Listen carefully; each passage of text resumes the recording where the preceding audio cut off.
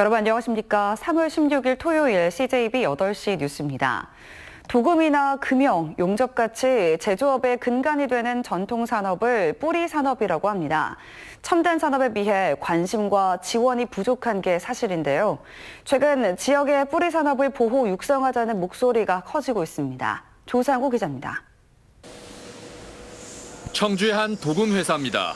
반도체 칩을 생산하는 금형이나 장비에 금속 표면 처리를 하는 뛰어난 기술을 보유하고 있습니다.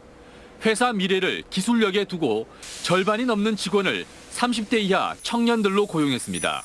젊은 친구들이 좀 긍정적으로 하려고 그러고 마인드를 갖고 있고, 그리고 3D라고 그래서 사람들이 안 오려고 하는데 그걸 보완하려고 나름대로는 좀 많이 연구하고 고민하고. 뿌리 산업은 주조와 금형, 열처리, 표면 처리, 소성 가공과 용접 등 제조업의 기반이 되는 산업을 말합니다. 충북에선 2017년 창립된 뿌리 기업협회에 100여 개 회사가 가입돼 있습니다. 첨단 업종의 테크노파크와 같은 역할을 해줄 충북 뿌리산업진흥센터를 설립하는 게 최우선 과제입니다. 6대 기반 업종은 지속적으로 발전이 돼야 우리나라가 제조 강국으로 갈 수 있다고 생각됩니다. 정부도 뿌리 산업의 중요성에 눈을 떠 성장 가능성이 높은 기업에 각종 인센티브를 부여하고 있습니다. 중기부에서는 금년도에 약 100억 원을 뿌리기술 전문기업 연구개발비로 지원을 하고 뿌리 기업에 대한 스마트 통장 도입도 적극적으로 지원해 나갈 계획입니다. 그동안 상대적으로 소외되어 온 전통 뿌리 산업을 육성하는 것이 충북의 경제 체력을 키우는 핵심 과제로 떠올랐습니다. CJB 뉴스 조상우입니다. 청주시가 미세먼지 저감을 위해 노후 경유차에 대한 조기 폐차를 지원하고 있는 가운데 보조금 신청자가 몰리고 있습니다. 시에 따르면 지난달 11일부터 닷새간 보조금 신청을 접수한 결과 2,300여 명이 몰려 2.5대 1의 경쟁률을 보였습니다.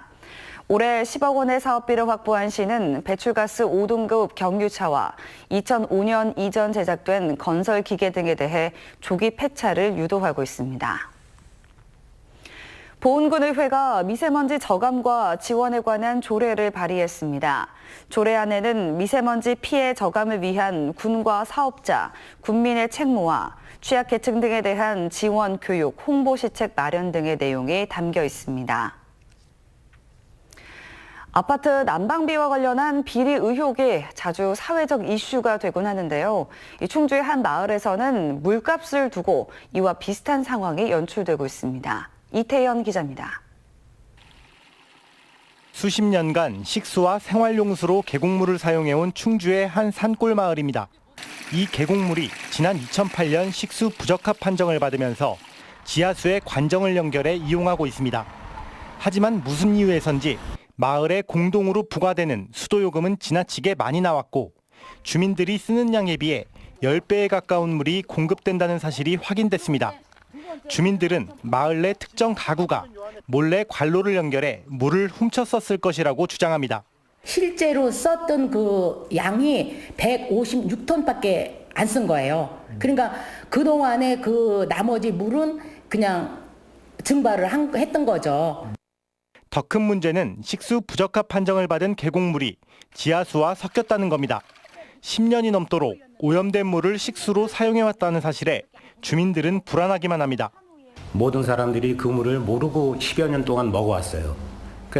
모든 게 몰랐을 때는 병이 안 돼. 그런데 이걸 알고 나니까. 주민들의 민원 제기에 충주시는 지난해 말 관로를 신설했지만 운영권을 마을에 준 상황에서 직접 감사는 어렵다는 입장입니다. 아마 기존의 관로들을 이제 기존 운영하는 관로 외 쪽으로 몇몇 집이 아마 또 사용을 하게 된 것 같아요. 그게 작은 마을에서 일어난 물도둑 사건. 사이좋던 마을 주민들 간 불신이 커지는 가운데 결국 경찰에 수사를 의뢰했습니다. CJB 뉴스 이태현입니다. 도교육청이 학령 인구의 지속적인 감소에도 공무원 수를 늘리고 있습니다. 교육청이 입법 예고한 지방공무원 정원 조례 일부 개정안에 따르면 정원을 기존 3,235명에서 3,305명으로 70명 늘렸습니다. 앞서 도교육청은 지난해 5월에 40명, 9월에 60명 등 100명을 증원했습니다. 도내 고교생들의 평균 키는 줄어든 반면 몸무게는 늘어난 것으로 나타났습니다. 도교육청에 따르면 지난해 도내 고교 1학년 남학생의 평균 키와 몸무게는 171.9cm와 68.4kg으로 2년 전 172.6cm, 66.6kg보다 키는 줄고 몸무게는 늘었습니다. 여학생도 키는 0.8cm 줄고 몸무게는 0.4kg 증가하고 고교 2, 3학년도 마찬가지로 전국적으로 고교생의 키 성장세 정체와 함께 패스트푸드 섭취 등으로 몸무게는 증가한 것으로 분석됐습니다. 아파트 층간소음으로 인한 갈등이 끊이지 않고 있는 가운데 충청북도가 층간소음 방지 조례를 제정해 효과를 거둘지 관심이 모아지고 있습니다. 조례에 따르면 층간소음 방지를 위한 실태 조사와 세부 계획을 수립해 시행하고 분쟁 조정과 예방을 위한 층간소음 관리위원회도 설치하도록 했습니다. 최근 청주에서는 층간소음 갈등으로 천장에 보복 스피커를 설치한 40대가 경찰에 입건되기도 했습니다. 오창읍 소각장 반대대책위원회는 집회를 열고 오창읍의 대규모 쓰레기 소각장과 매립장 설치를 추진하고 있는 업체의 금품 살포 의혹에 대한 철저한 수사를 촉구했습니다. 이들은 해당 업체가 오창 주민들에게 발전기금 명목으로 1, 2억 원을 전달했다는 의혹으로 주민들 간 반목이 심화되고 있다며 철저한 수사와 함께 소각장과 매립장 설치 계획에 즉각 철회를 요구했습니다. 3.1운동 100주년과 유관순 열사의 건국훈장 서운을 경축하기 위한 평화대행진이 유관순 열사 정신선양 일본인회 소속 제한일본인 여성 200여 명이 참가한 가운데 청주 상당공원 일원에서 열렸습니다.